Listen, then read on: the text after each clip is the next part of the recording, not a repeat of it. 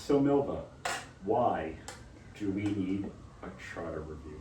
You know, that is the fundamental question, right? Why? Why bother? Well, there are many reasons.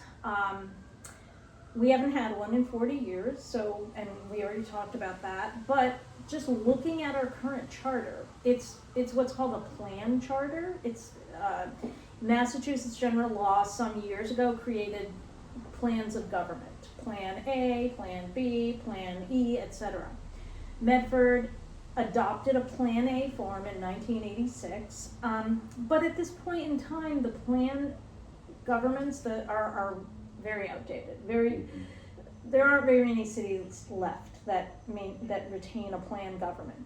So we have this Plan A government, and if you go look at our current charter, it's about 2 pages long, which means that there's very little in it. When we worked with the Collins Center for Public Management on the Charter Study Committee, and they are a great nonprofit organization that works with municipalities across the state on various things, including charter review. They created a memo for us about the complexity of Medford's current charter. Well, that sounds sort of weird, because you're like, 2 pages complexity?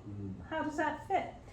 Well, the reason is that there's so much lacking in our charter that in order to address issues, you have to go to state law. You have to find either state law or some special act that the city passed at some point in time to figure out, what does the charter say about this basic question. So updating the charter to a modern comprehensive charter that's much longer, 40 plus pages, but it puts the workings of the government in one place, so it makes it much more accessible to residents. Residents will be able to actually see how the government works. And there's certain things in our current charter that are absent. For example, vacancies. 2 years ago, we had a vacancy on the school committee. I remember. Yeah, nothing in our current charter says what do we do when that happens. So there was, a bit of consternation. There was some, what do we do? And it was figured out. But what if that happened with the mayor? We don't have anything in our current charter that says, Really? no, if our mayor can't serve, that's the kind of thing that could throw a city into crisis. Mayor can't serve, what do we do? Nothing about it. I think a lot of people don't realize that. Yeah. So what we have is an opportunity to make a more comprehensive but contemporary document. Exactly. So, and so those are really important things. Basic procedures that are not in our current charter.